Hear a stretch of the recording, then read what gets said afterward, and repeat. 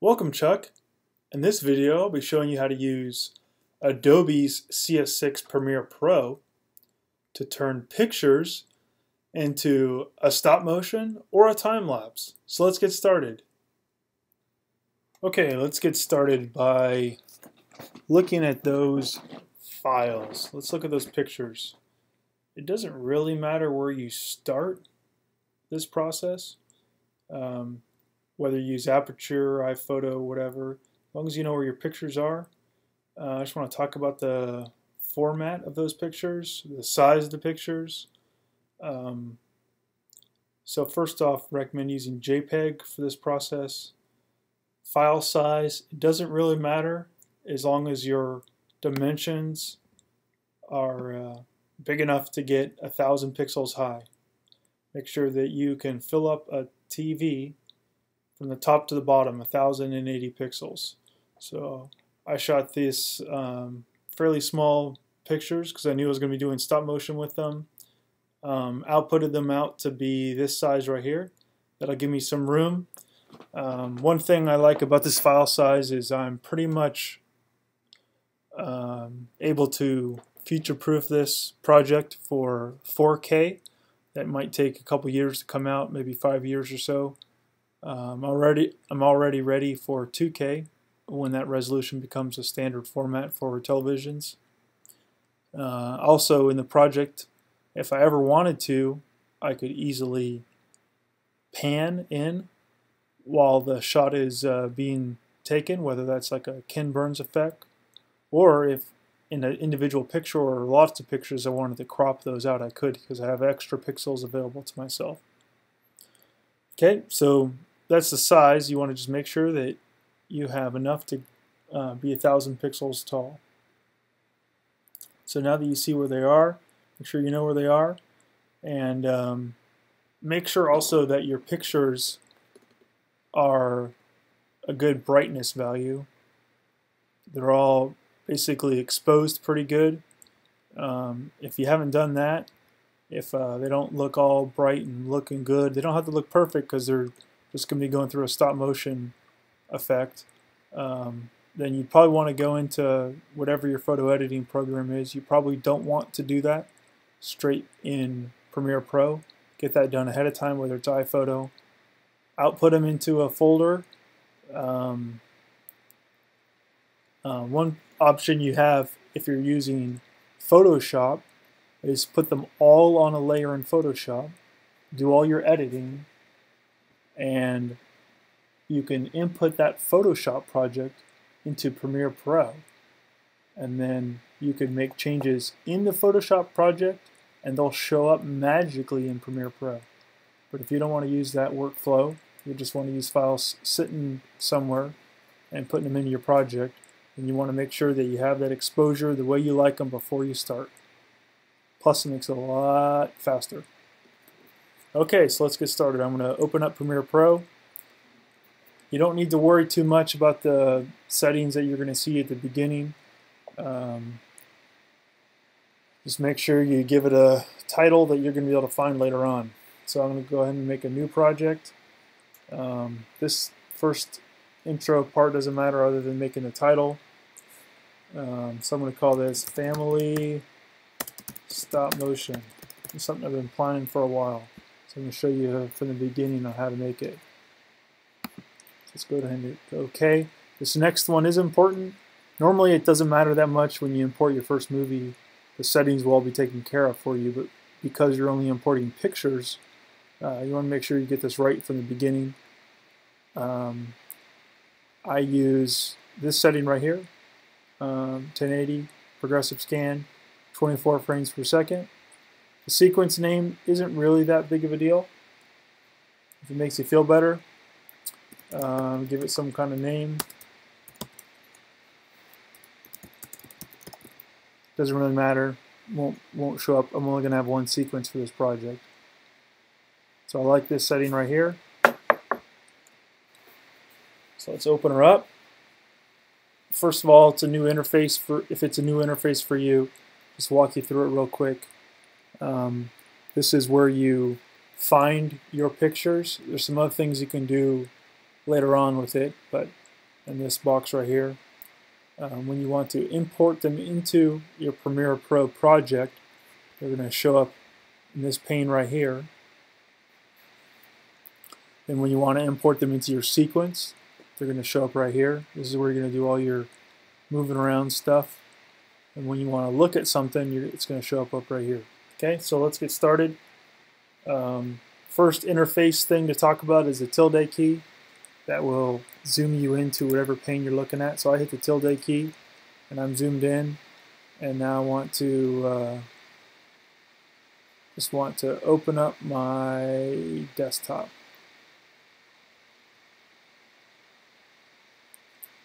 Okay, there's my desktop there. I see that I have my stop motion folder right here. I'm going to come here. When you open this up, you're going to be in a thumbnail view.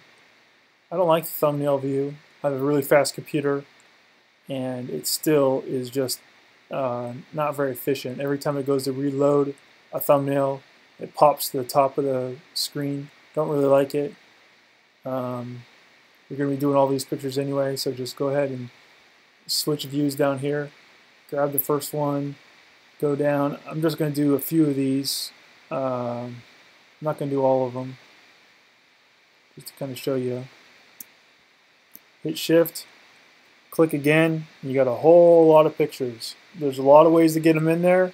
Easiest way, right click, import. Okay, now it's importing all those pictures in.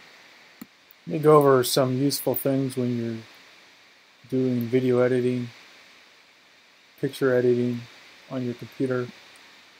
One useful app to have available to you, don't even have to download it, it comes right with your Mac, is Activity Monitor. Just go to Spotlight over here, type in Activity, get this puppy to pop up. I like to keep her so I can see the processing that's going on.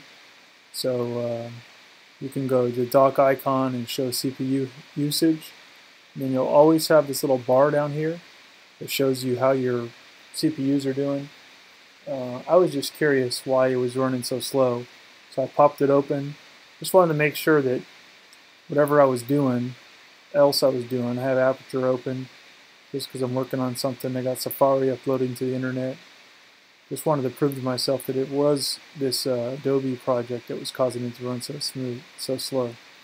So I got one processor doing that, and I got one you can see making this movie right now. Okay, let's see how far we got. You can actually close this, and you'll still have that percentage. You'll still have that activity right there. Okay, you can see that the import is done. You want to get back out of this window. Remember, it's the tilde key that got you in here. So the tilde key will come back out. And you can see that all of those pictures are right up here. Okay, so this is the window that finds your media. This is the window that gets it into the project. And you can see all the thumbnails right here. One thing to note, that they all say 150 right now. What does that mean? Well, let's talk about that for a second. The frames per second of this movie that we're going to make is already set at 24 frames per second. This 150 is the number of frames that this picture will show up if I was to bring it into my movie. So that's obviously not going to work. That would mean that that would show up for multiple seconds, which is not what we want for the stop motion effect. The person who I got this concept from said that she uses 12 frames per second. I think that came out a little fast for my blood, so I have my settings set up so that it ends up being 6 frames per second. And I'll show you what that looks like when we're done. But what does that mean? Well, do a little bit of math, and you'll find out that you want your pictures, if you're using a 24 frames per second movie, you want your pictures to all be set to 4 frames per second. Now how do we do that? Let me show you. Let's select all of our pictures. Let's see.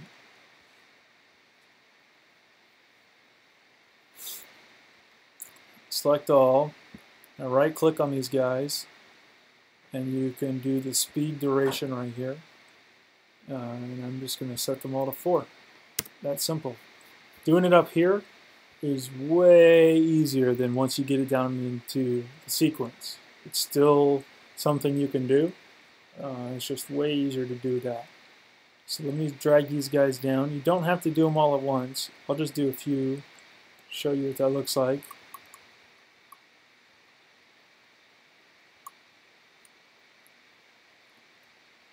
Let's do the first 10.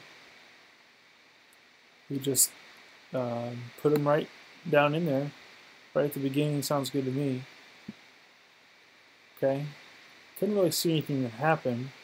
Let's talk about this for a second. So this is your sequence, and basically moving around here, use the plus and minus keys to zoom in, zooming out. You can also use your trackpad on your Mac.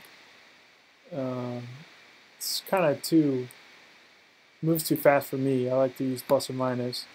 And you got this guy right here, zooming out, zooming in, and it also allows you to go through the timeline like that. Now what is this thing up here? Why can't we see anything? That's because I accidentally put these none right at the very beginning, and this is where we're looking, this slider right here. So we're not looking at anything right now. And there we go. There's my beautiful mug. You can see the pictures coming along. So look at that. So this is where are you looking right now. Another way to move that around is by clicking up here in this gray area right here. Clicking here doesn't do it. Clicking here doesn't do it. Clicking right there does. Another great way to move around is put your fingers up on JKL. L will go forward, K will stop you, J will go backwards. So move around like that for a little bit. J backwards, K stops, L goes forward. Now if you hold down K and hit the L button, it'll move you forward 1 frame at a time. So you can see 1, 2, 3, 4, 1, 2. So you can see us moving through our movie, scrubbing through, exactly how you want. Most of the interface in this portion is pretty obvious. I wanted those over here, so I just made a box, got them, left click, dragging them over. I have this magnetic snap on, which will start like that just by default, so that's good. Helps it just move around a little easier. So things are looking kind of weird. We'll fix that in a little bit. Let me get the rest of these pictures in here. I'll bring my song in, and then we'll fix this fact that it's too far zoomed in. Okay, so I'm back up here.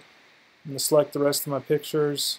I could hold down this whole way, or I could just go to the bottom, hold that shift button, left click. I got the rest of my pictures. Let me bring them in right where I want them. Okay, there you go. We're all in. Let's just see how that looks. Hitting the L button, K stop, or space. But I wouldn't recommend using space. It's just easier to always be using the same thing, JKL. You'll be able to use the I and O buttons later on, which are right above your hands. Not for this project, but later on once you're using this a little bit more. So as you already see, it's pretty fun going on. Looks like I was too zoomed in, but you know what? That's because we need to change something. Let's fix something up here. Okay, so let's zoom out, hit the minus button. Let's get all these pictures.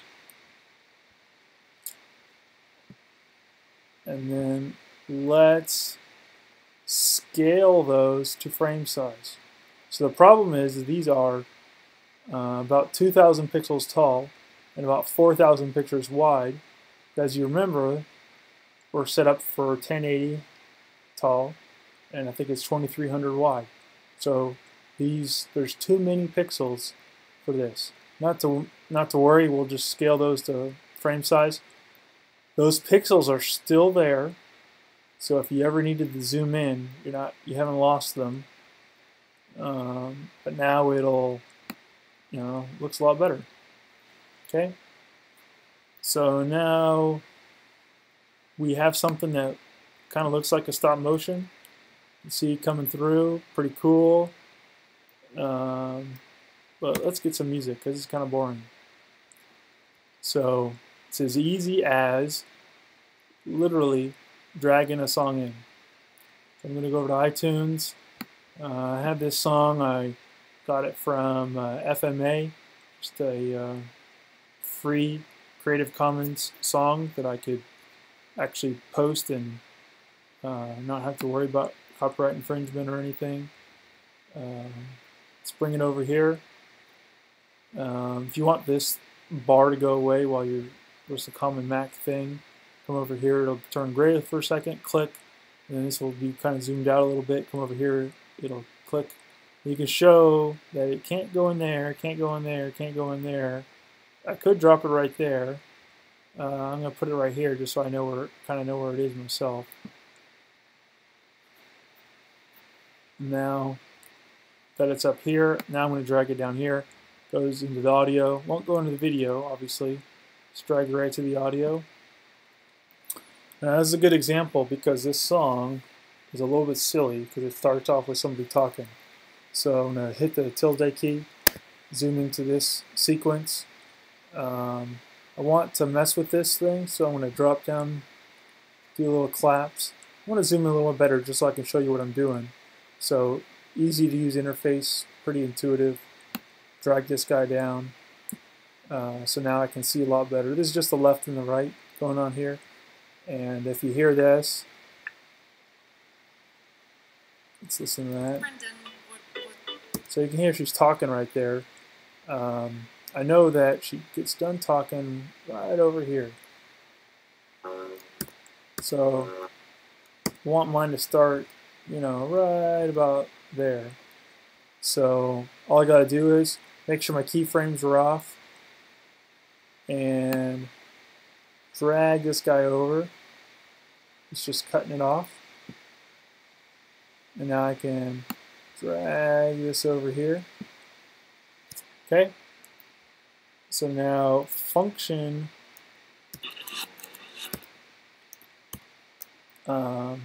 left arrow gets you right to the beginning. So let's listen to that using the L key.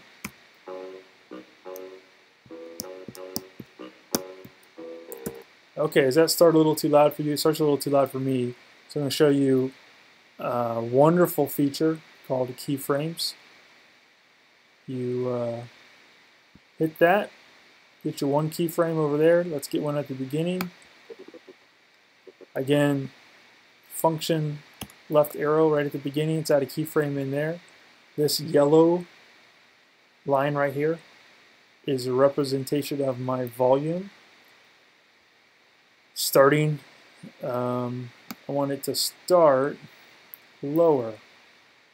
So now listen to this. So it's going to start low, come up to a normal volume.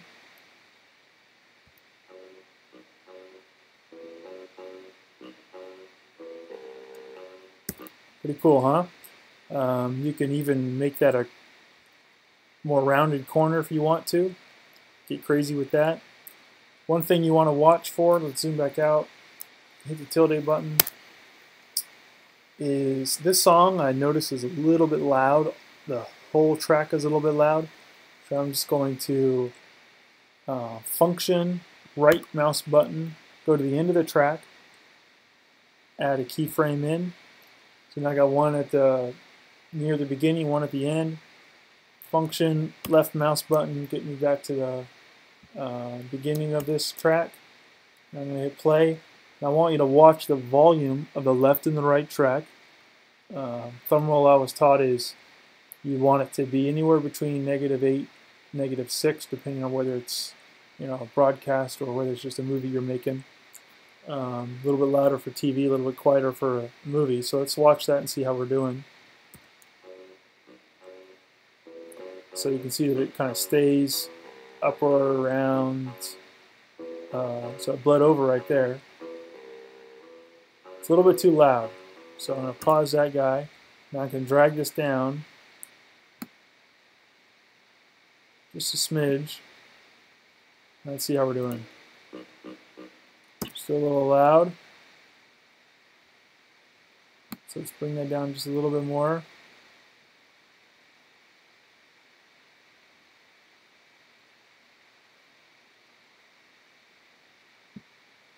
Let's see how we did. So that looks good. It's getting up to be about 4, 6 or so, maybe a little loud, but that's a good picture. Okay, a little bit lower.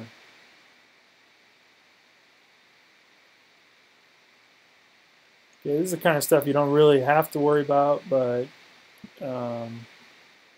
some of the tweaking you can if you want to. Okay, so we got our audio the way we like it. So now the fun part, and it's not for this. Okay, this is the kind of stuff out, but some of the tweaking you can if you want to. Okay, so we got our audio the way we like it. So and it's not for this. Okay, this is the kind of stuff out, but some of the tweaking you can if you want to. Okay, now the fun part, audio the way we like it. So and it's not for this. Okay, this is the kind of stuff out, but some of the tweaking you can if you want to. Okay, now the fun part, audio the way we like it. So and it's not for this. Okay, this is the kind of stuff out, but some of the tweaking you can if you want to. Okay, so we got our now the fun part. So audio the way we like it. Okay, this is the kind of stuff out, but it's not for this. You can if you want to. Okay, so we got our now the fun part. So some of the tweak if you don't.